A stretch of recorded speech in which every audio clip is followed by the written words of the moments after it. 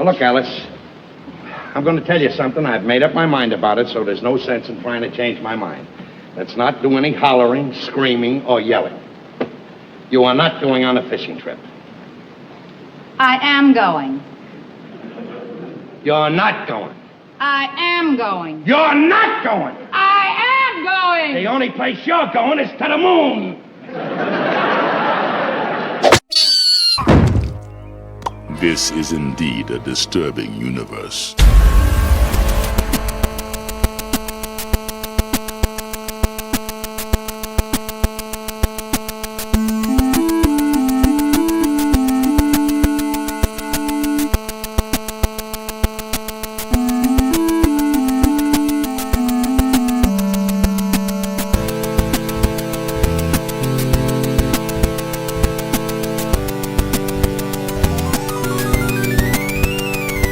Hello and welcome back to Down the Simpsons Hole. So in this video we're going to answer the question, which season 2 episode is more schmaltzy? One fish, two fish, blowfish, bluefish? Or is it the episode we're getting ready to painfully overanalyze? Let's just go ahead and get started and find out. Hi, I'm Al Jean. I did not write this episode. I'm Jake Hogan. I sort of half wrote the episode. Hi, I'm Wally Wolodarski. I wrote the other half along with the huge Simpsons writing staff. I'm David Silverman. I directed the entire episode. And I'm Matt Groening. I sat around. So you were saying these clouds in the opening? Yes. We talked about the changes for the new title sequence, and we did new clouds. Well, I got to tell you about that. In the original conception for the opening main title, what I wanted was clouds that were completely realistic, that actually looked like filmed clouds, and that you would go through the clouds then down into this cartoon universe. And I remember Gobber going, yeah, we'll do that, you know. and then we got those clouds that we had. Cartoon clouds. And then I explained again, no, they have to look real. They have to look like they were actually filmed. And he goes, And, I never knew that. Yeah, Perfect. That's what... Well, there you go. See? Yeah, those are real clouds. Well, I lost it up, man. I never knew.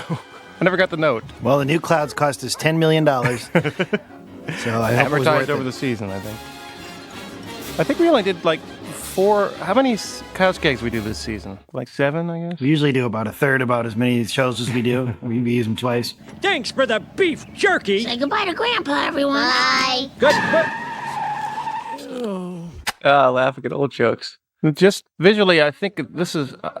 I've directed quite a number of episodes by now, and I think all the directors, we're all starting to learn how to be snappier and quicker with our timing. So in the second season, a lot of things in the first season were learned and applied, and I think the show started to look better, and also the acting became better and more involved. Our writing did not improve one iota over the time. You know, we'll be old someday. My God, you're right, Marge. We got fancy with the background, see, the multi-plane panning. Ooh, it's almost like it's real. I like they don't wear their seatbelts. But we did have car seats. He's wearing his seatbelt. No, but the kids in the back are. Well, I always enjoy the glass blower at Old Springfield Town. Oh, he saw that. Big yawner. This is really nice because I think everybody was recording together. There was a lot more recordings where everybody's in the same room. So, Yeah, as years have progressed, our actors have gotten a lot of other projects, movies, TV shows, and we will often record them separately. And you don't really hear the show till it's all assembled by the editor. Beef. He's got a lot of beef Good jerky. gag. Dan just mumbling something.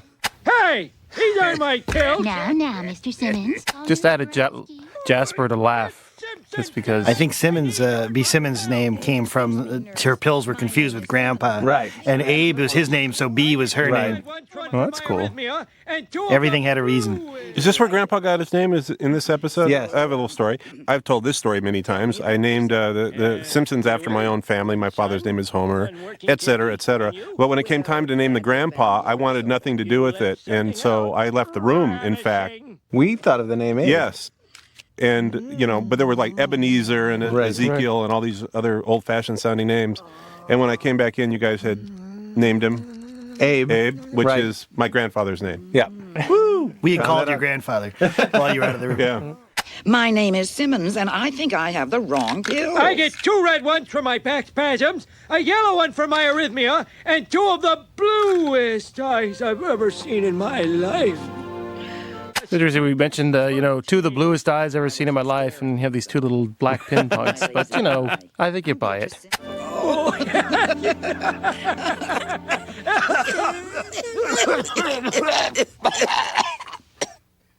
So this scene from later in the episode of Grandpa and Bee walking down the beach was actually meant for a dream sequence that was removed from the script. Also, Grandpa and Bee didn't go into a coughing fit. Instead, during their laughter, Grandpa suddenly has a fantasy of the 2 of them walking down the beach, and it would have been a parody of the film From Here to Eternity. And the scene ends with a very loud seagull that morphs into the sound of a random old woman coughing at the retirement home, which suddenly snaps Grandpa out of his fantasy back into reality. Yeah, remember we met Audrey Meadows? It was kind of fun. She was nice. She looked like everybody's aunt. She was just what we wanted. She told us honeymooners stories. She was really it was sweet. great. Looked great. She was very wonderful guest star. Yeah, she was. The first show I did with Jackie, I had always been rehearsal happy, and I'd worked with just about every comic in the industry who were all rehearsal happy people. The more you rehearsed, the more secure you felt. Sure. So they called me for rehearsal on a Monday morning, and I went up there, and Life magazine was doing a big spread on him, and all they did was take pictures of us. And no rehearsal. So they said, well, Tuesday, 11 o'clock. So I went up Tuesday at 11 o'clock, and they said, oh, we're so sorry nobody called you. Oh, what a shame Mr. Gleason had an appointment. No, still no Come rehearsal. tomorrow at the same time. Okay. I said, well, I have a matinee on Wednesday, and that'll cut it too short. Well, make it Thursday. They were really concerned. And I was the only new one on the show. So Everybody Thursday had worked comes, what together. happens? Thursday came, 11 o'clock. He had to go to the dentist. Now Make we're- it Friday. Now, as we got into Friday, I was so psychopathic with nerves and fright, I was a mental case. Yeah. Got up there Friday, he was gone again. My call on Saturday was 2 o'clock in the afternoon, and we went on the air live at 8 o'clock. Not 1 ounce of rehearsal to that point. No, Did and you- he'd never heard me read the part.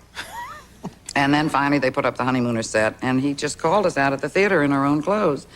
No props, no costumes. And we walked through it, and I went back and sat down in the theater with Art, and time was going by. It was getting late. And I said, when do we do the camera blocking? He said, you just did it. I said, well, how about dry runs with the camera? He said, That you was just it, did huh? it. That was it. I said, what about dress rehearsal? You just did it. And I sat there, and without making a sound, big, huge tears just streamed down my face. And my manager said, don't cry, your eyes will swell up. You'll look terrible. Now, when it was over, when you did, did you feel it went? How That did you first feel show? it went? Yeah.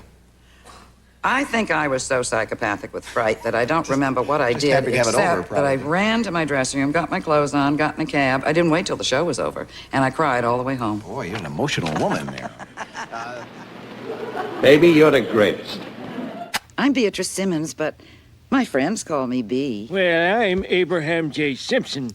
In the script, he also mentioned that he doesn't have any friends.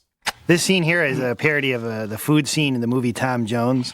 And what are you? All the kids Yeah. went crazy over that Yes, one, too. that's right. Our core audience went nuts. Only 30 years after the original movie. Our core audience was going, where's Bart? 8-year-olds love that today.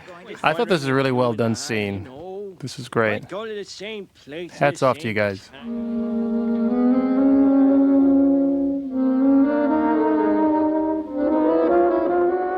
This was the first episode featuring Grandpa's libido. The kids had been writing in for weeks, hoping to see something like that. There's actually quite a few examples of Grandpa being extremely inappropriate for primetime television. And I'm talking about the golden years. So I guess it shouldn't be all that surprising that by the time season 30 rolled around, they've got Grandpa kissing a man.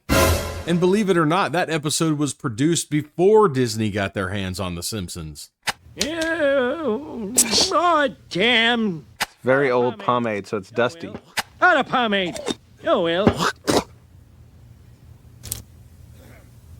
Very new spit. So there was a scene deleted from the script wherein Jasper walks in the room and laughs at Grandpa and says, "What's the gag?" And so Grandpa explains to him that he's going on a date with Bee Simmons, and that if he happens to get her alone in his room later that night, he'll be sure to hang a tie on the doorknob. And Jasper says, "Why? I'm not your damn roommate." And Grandpa explains that he just wants to rub it in.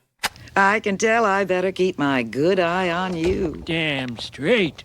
So in a scene that didn't make it into the episode, Grandpa and Bee go out to dinner at like 4:15, and the waitress tells them they're a little early for the early bird special. So Grandpa slips her a $1 bill and tells her to check her watch again, which was sufficient enough for the waitress to change her mind. At the same time I was doing this episode, well, we were doing all the episodes at the same time, so I think I was finishing up The Way We Was, and so we started doing that Do the Bartman video, the Michael Jackson video. And they wanted me to direct that as well. And at one point I think I had a conniption fit. A little bit of a breakdown? Yeah, I think I lie down on the floor and flop like a fish, and they decided to lighten my load a little bit. Well, anyway, the Larry Davis band was featured in many episodes this year. So the Larry Davis Experience only appeared in season 2 twice, and this one is the second time. Although in this one they're called the Larry Davis Dance Kings. The first time in this season that we saw them was in the episode The Way We Was. Well, the dogs of society. But that took place in 1974, and they were a 4-piece band back then. But the first time we saw them in the series was in the season 1 episode, Some Enchanted Evening. And then dropped. But they reappear in the season 13. Larry Davis was my high school geometry teacher. But we named him when you were out of the room. Okay. It's funny how they kept working. My sweet embrace of all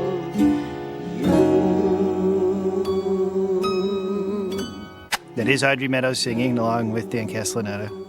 A nicely lit scene. So this short montage that we just saw wasn't in the script. Instead, Bee and Grandpa have a conversation about her concern over her age, because apparently in that version, she's 10 years older than Grandpa, and she's worried about not being around long enough. And of course, Grandpa tells her not to worry about any of that. And I'm not the biggest fan of the montage that made it into the episode, but I think the conversation would have made this episode even more schmaltzy, which we really don't need. The Battleship New Jersey. Hey, it's Schwartzwalder. Here's a character who's kind of disappeared a little bit. I think with all the militia, bombing stuff, it seemed a little less funny. Or too true, whatever you want to call it. Also, all the antique military stores in Santa Monica seem to disappear as well. No, that one is still there. But you just pointed out he does look a little bit like John Swartzwelder, except Swartzwelder has both arms. Right. Yes, right. And Swartzwelder himself has been featured in the show when they had the Hitchy and Scratchy writers. That's right. And he's talking with basically George Bush's voice. That's right. That's right. George Bush Sr., we should say, for you kids who've never heard of him. Actually, speaking of people who look like Simpson characters, Otto was based on you, Wally. No, just sort of vaguely. Hey, The description, when we created Otto, we just wrote down what Wally was wearing. Hey, I hardly see this as the time. I think McBain was based on me. No. Could be. I always thought Reverend Lovejoy, maybe. Why don't you try Grandma's World? Yo, activewear? I need a price check on a wool shawl. Yes, we went delirious in there. We went delirious about And look Grandma's how World, long and it it lasted. became a 3-second I know. bit. But we howled with laughter. We thought it was so funny. Grandma's World would have all these great things. Aisles of potpourri and candles. These guys aren't kidding. They devoted almost an entire page of the script to jokes about Grandma's World. And the only one worth mentioning is the name of one of the potpourri scents called Summer Egg Salad. Yep, that was the best joke in the whole bunch. She can come with us. Hey, there's room for all your friends in the car. At the beginning of season 2, I'd say Homer's voice was still in a transitional phase. But in this scene, he sounds a lot like season 3 Homer, doesn't he? Discount Lion Safari! Damn these child-proof doors! That was, I knew I went to these places. Everybody went to these places when we were kids. So we all just, it was a natural place for the Simpsons to go. What did it say on the sign? You can find a line, but you can't find a cheaper line? Right. Yeah, that's close enough. Do not make eye contact with animals. You can see on that brochure, which is handwritten, a lot of times now we'll use printing or more regular characters because when the animation's done in Korea, they're not familiar with Roman lettering. And it often would come back unreadable. We'd have to get a retake. Homer, are you sure this is the right way? The road seems to have gotten awfully bumpy. Now, in this bumping over here, I tried to feature Grandpa in the back there, looking disgruntled. In fact, I tried to get as much shots of Grandpa being disgruntled as I could. Bart, get out and push. Yeah, Bart, get out and push. No way, Jose. Another one of his incredibly catchy No way, phrases. Jose. Yeah. No way, That was a Jose. fictitious. I forgot they ate a lion on top of the hood. Yeah, we're actually wondering if that would get through being too gruesome. And now it's just mild compared to what's Much. on Friends. People get eaten every week. Do not make eye contact with animals. Do not make eye contact with animals. Do not make eye contact with animals.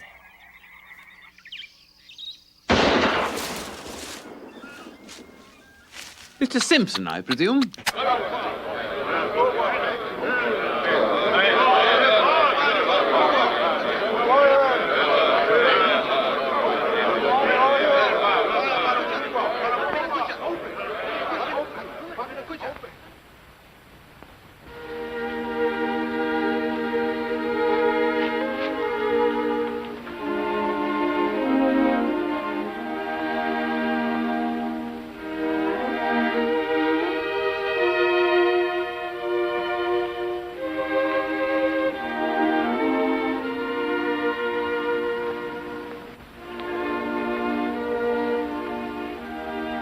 Dr. Livingston,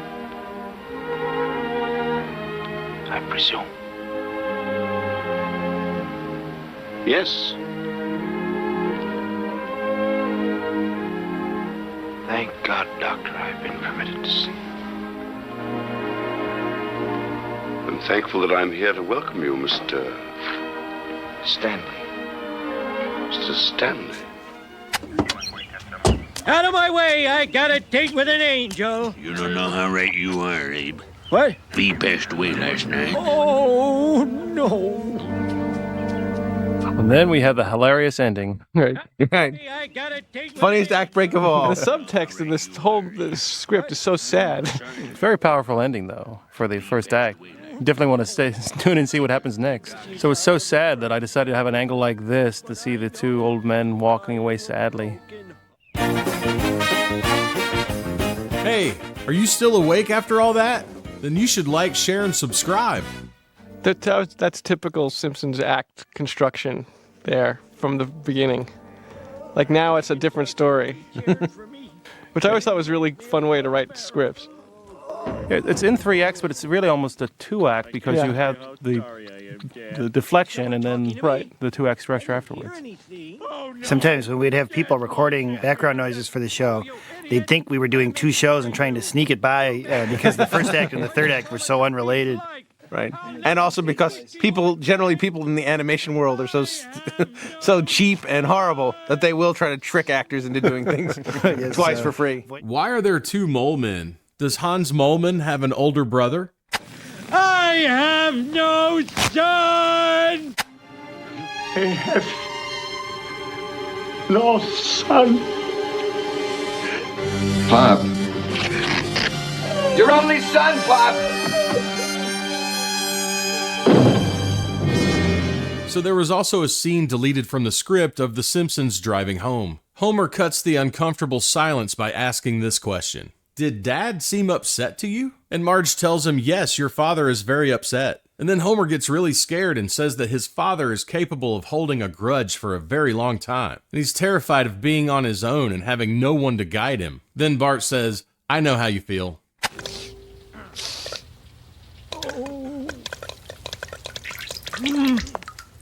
But this gag worked really well.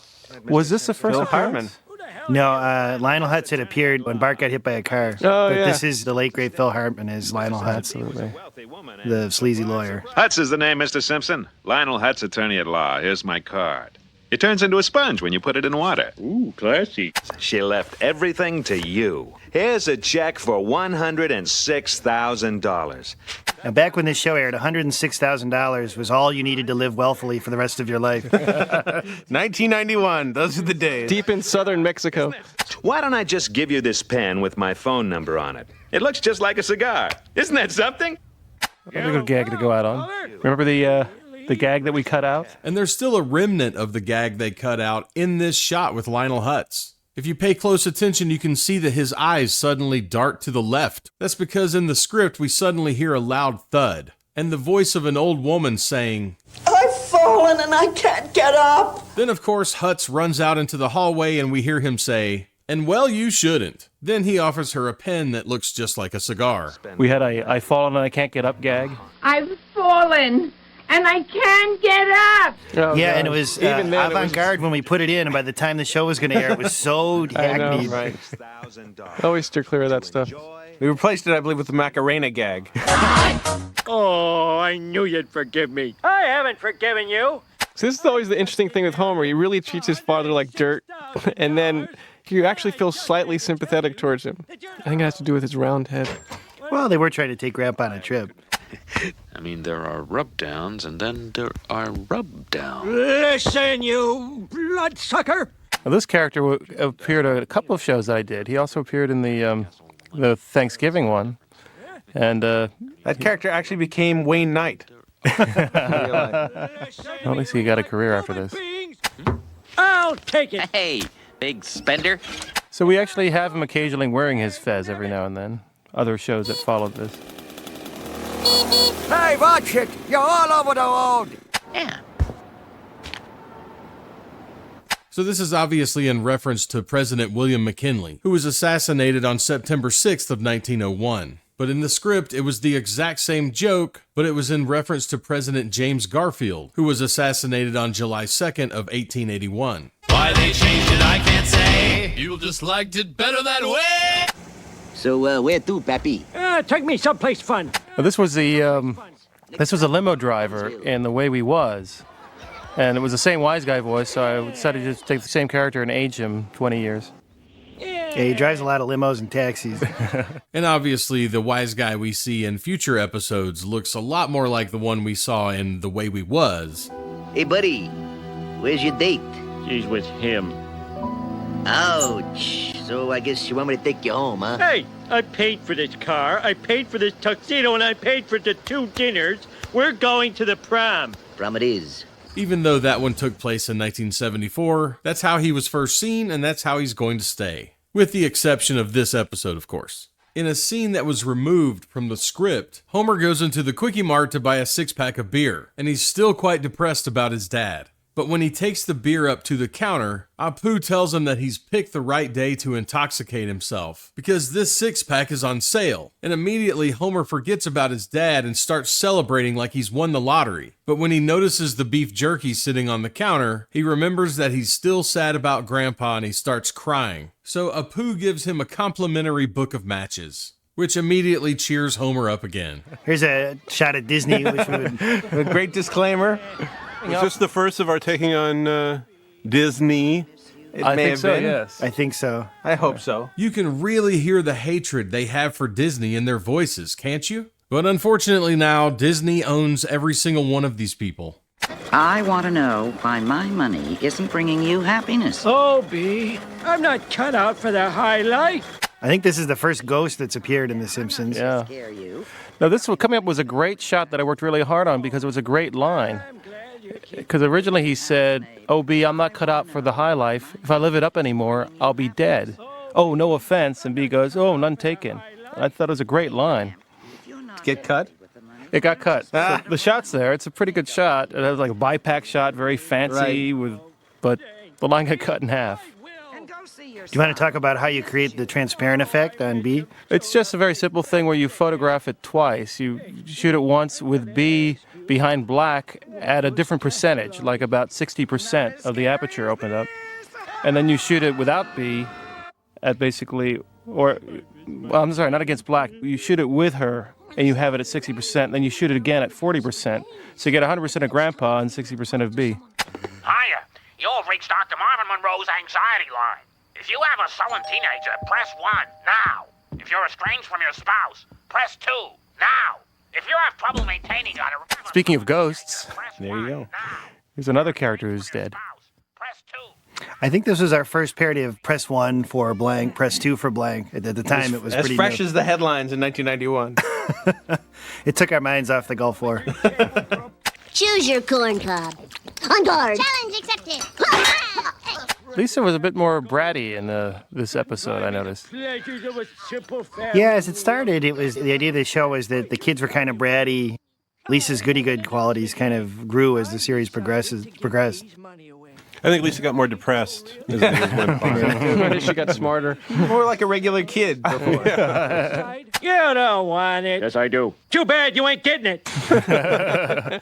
There was a longer ending, but I forgot what it was. I don't remember it all. Yeah. Oh, it was nothing spectacular. It was just a few extra lines, and the only joke was Homer offering to have Bart's name changed to Abraham. That's since this reporter's marriage to Stephanie, the weather lady, has this town been so consumed with rumor and innuendo. There you see, we put a graphic on in post-production, this one too. It wasn't in the original animation, and we put it in as we were videoing the show. This is also one of the first episodes where we really showed all the Springfield residents coming in sequence to do something. Right. So most of these characters in line are easily identifiable, but we just need to make a few notations. So everybody knows Apu, Miss Krabappel, Mr. Largo, Herschel Krostowski, and Nelson Muntz, but unfortunately I need to make a quick retraction about Nelson. In my previous video, I incorrectly claimed that the first time he said ha-ha was in this episode. This is not true. In fact, I don't think we hear him say ha-ha until the episode Margin Chains in Season 4. I'm not sure why I thought it happened in this episode. Then there's the master sushi chef from One Fish, Two Fish, Blowfish, Bluefish. And behind him is Emily Winthrop from the previous episode, Bart's Dog Gets an F. This might be the last time we see either of these two characters. But then we have Princess Cashmere from Homer's Night Out, and our second appearance of Sideshow Mel. His first appearance was in Itchy and Scratchy and Marge, but he still hasn't spoken his first line yet. We had recently seen the Batman movie, and people had come dressed as Darth Vader and the Joker to watch Batman #1, and we decided that it would be fun to have them in line for this too. Yeah, you really wonder why someone comes as Darth Vader to see Batman. Yeah, we saw the Joker walking with Indiana Jones on Westwood getting into a Boulevard. car. Yeah, it's like a minister going into a synagogue. It doesn't make sense. Yeah, That's we a were great with Sam, drawing. as a matter of fact. And between Darth Vader and the Joker, we have Reverend and Helen Lovejoy and Mayor Diamond Joe Quimby. I believe this is his second appearance as well. His first appearance being in the Season 2 premiere, Bart Gets an F. And this girl who's dressed as a science officer from Star Trek could easily be set up with the comic book guy, but he has yet to appear in the series. Then we have Ned and Maude Flanders, Principal Skinner, Kent Brockman, and of course Barney. Online for an old man's money. Oh, right. Then we have Jacques from Life on the Fast Lane, Dr. Hibbert, and Miss Mellon from all the way back in the Season 1 episode, Bart the Genius. Derivative dy equals 3r squared dr over 3, or r squared dr, or rdrr. Hardy har har. Get it? They got her hair color wrong, but I believe that is supposed to be her. Note the cobra wrapped around the naked chick. Next! Yeah, That's we a were with great Sam, drawing. as a matter Oh, of I fact. love There's that. there's Tribute the, to Big Daddy Roth? Yeah, tribute to Ed Roth. Get out of here! You just made yourself a very powerful enemy, old man. Burns is always saying everyone's made a powerful enemy, and then he does nothing. He doesn't even make Homer come into work. Burns wants the money. Well, there's the a lot richest of man in overlapping lines here. There's It's a lot great of because they were Howard recording Hawksian- together a lot. Yeah. Of course, later on we discovered that they're old acquaintances in the fish episode. But The episode David Silverman is talking about comes from Season 7. It's called Raging Abe Simpson and His Grumbling Grandson in The Curse of the Flying Hellfish. And the story in that one is just as clunky as the title is. The floor can become electrified and showers of icy water randomly fall on the subject. I call it the Monroe Box. this is our hilarious parody of the Skinner box. Right. That has me laughing. I think again, these guys probably recorded at the same time, and you had the overlapping dialogue and the responses. Well, my theory is that the subject will be socially maladjusted and will harbor a deep resentment towards me. Why did we kill this character? Oh, because we hated him. Well, he also wasn't technically killed. It just there's a shot where we said Marvin Monroe Memorial Wing of the Springfield Hospital. So perhaps he just vanished. And I don't mention this enough, but these commentaries were recorded back in 2002, well before they brought Dr. Marvin Monroe back onto the show. But it was after they had already shown his memorial grave at the Springfield Cemetery, which was in the Season 11 episode Alone again, Natra Diddley. But in Al Jean's defense, he wasn't really working full-time for the show back in 2000 when that episode aired. A copy of Radioactive Man, number 27. That's the first time he fights Dr. Crab. And I want to buy that baseball card where the guy's flipping the bird. That just happened, remember?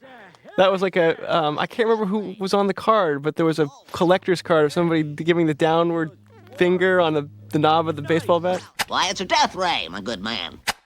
Hey, This is the first appearance of Professor Frink, who is named after my friend John Frink, who has later since become a writer here at The Simpsons. Yeah, and he'll always say, now what would Frank do here? The voice is lovingly modeled on Jerry Lewis. Hank Azaria does it, and his, patter, his Glavins and, nice ladies are, pretty much Jerry's. And the other thing that not quite in this one was his buck teeth sort of showed up later. They might have been in the model, but weren't animated in that one scene. You know, my wife will be happy. She's hated this whole death ray thing from day one. In the script, Jasper bursts in and tells Grandpa, "I just waited 6 hours in line just to tell you that I don't want your damn money." Then he storms out and slams the door behind him. This is the bad side of Springfield we rarely see.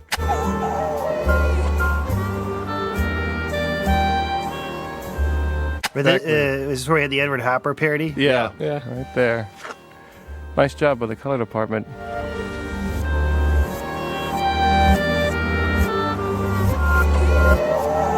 One reason we had the nursing home look so bad up to this point was to set up the end of the show. Right. It actually has never looked that bad. It's that typical disregard for continuity show to show. I know. He has a reason to be depressed. Well, why don't you go on a senior's gambling junket? Oh, we were all really into gambling. Yeah, then, not now. Right, not anymore. Jasper has a very difficult crossword puzzle there. He seems stymied. Hey, mellow out, old dudes, or I'll jam this baby into a river. All right? All right. One of our many trips to Vegas or a Vegas-like casino. Dudes, or I'll jam this baby into a river. Is this the first trip to Vegas? This is the first time at a casino. Yeah, right. Otto, of course, drives every bus in town. You know, it's really funny because there's all these old characters that we've gradually excised from the model packs. Yeah. And every so often, some ancient character shows up. It's something that gets through. And there were some really weird-looking background characters back in these early shows. Come on, everybody. Like that guy. The guy with the beard. The guy with the guy? beard and the glasses. He shows up at Casino the talent 1 show Mile. in season 12. This is Caesar's Palace, or, a joke on Caesar's Palace. Hello, I am Plato. Please partake of Keno, craps, and the loosest slots in town. Here's Phil Hartman again. That's Phil Hartman again. My philosophy is enjoy. What I like is the next shot. All the little boys.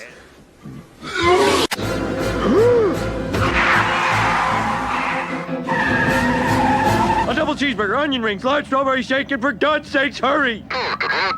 That was a good. For God's sakes, hurry! By the way, people often wonder what state Springfield is in. It snows there, yet it's within driving distance of Vegas. So, think about it. And Mexico. No, I had some very weird shots for this shot here, but I just opted for something fairly straightforward. We'll come up later when Grandpa does his big speech. We cut around to the casino, and I put our caricatures of Wes Archer, myself, and Rich Moore as gambling. There's Rich Moore we just saw. Rich Moore and me in the background of that shot with Rich. God, you guys look so much younger then. Oddly enough. Yours is the earth and everything that's in it. And, which is more, you'll be a man, my son. You'll be a bonehead. I love his response to the poem. Yeah, this is Rudyard Kipling's poem, If, Right. which I think originally was 3 times longer in the script. And Right. Yeah. We found when you have something like this, a moment, can't go too long on our show. Give me that! Give me that money! Come on! Stop it! Ow! Ow! Hurry me! Dan arguing with himself. That's true. So it was a very sad moment. Look at his old hands. So this is, yes, his very strange looking claws. It's old hands with 4 fingers.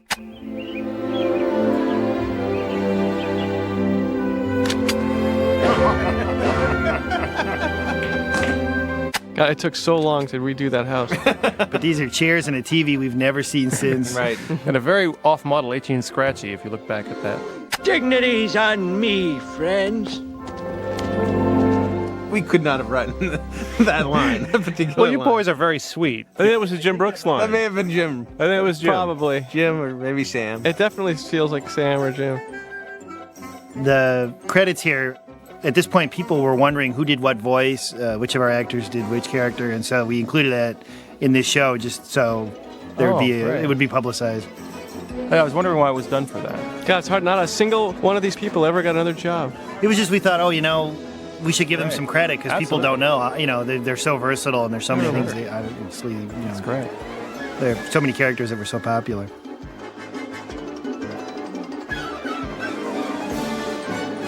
Yeah, I remember those guys. All of them have a lot more money than us now. Yeah, we're done talking anyhow. Old Money is the 30th episode of the show and the 17th episode of Season 2. And to answer the question I posed at the beginning of the video, I definitely think this episode is a little more schmaltzy than One Fish, Two Fish. That said, I think it's a much better episode than that one is. Which means my least favorite episode of the season is One Fish, Two Fish. And even though Old Money isn't at the top of my list for Season 2, or even in the middle, I still think I can compare it to episodes like Principal Charming and Bart Gets Hit by a Car, because all three of them have that snappy Season 3 pacing. For the most part, anyway. Unfortunately, the story in Old Money just doesn't do a whole lot for me. But as I've said many times, there's no such thing as a bad episode in Season 2. So there's no need to type an angry response in the comment section just yet. It's just that when I watch Old Money, all I can think about is, Brush with Greatness comes after this one. But I don't want to be too hard on this episode because it is a pretty good one. And I always seem to forget about just how many characters from Springfield show up in this episode. I mean, when I think of Lionel Hutz, I definitely don't think of Old Money. But I'm always surprised to see him here, regardless of how many times I've seen it. Which is sort of the problem, this episode doesn't really stick with me. I think it's kind of forgettable. And also, I'm a big fan of David Silverman's work, but Old Money is not a good example of his abilities. I mean, there's at least 2 places in this episode where there are missing frames, and they just sort of filled them in with similar frames from other shots in the episode. I mean, there are some strange things going on in this one. But Silverman was complaining about how overworked he was at the time. But he did say they lightened his workload, which probably fixed the problem because I can't think of any other episodes directed by him that look like this one. Overall, I think it's a pretty good episode, but I'd be lying if I said I wasn't happy that we're done with it. So moving on to Brush with Greatness next time, which is another great episode with John Lovitz. And it's also the first episode that features a beetle. So thanks for watching all the way to the end, and I'll see you when the next one is done.